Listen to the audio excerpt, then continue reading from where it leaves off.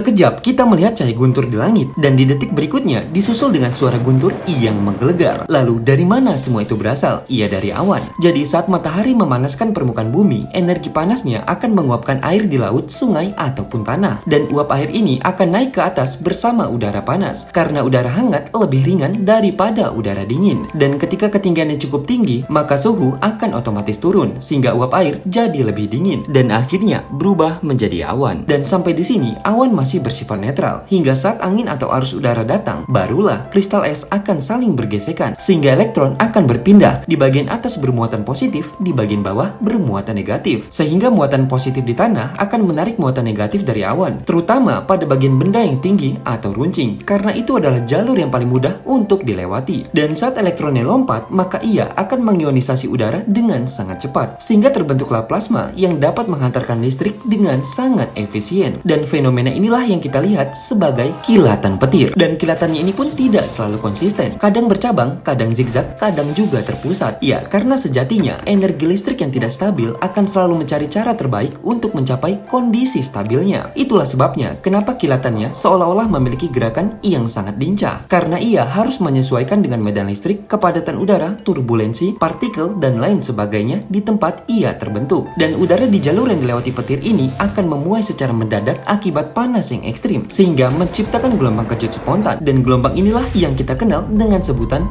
geledek. Dan karena cahaya bergerak lebih cepat daripada suara, maka yang pertama kali kita rasakan melihat cahayanya dulu, baru mendengar suara geledeknya.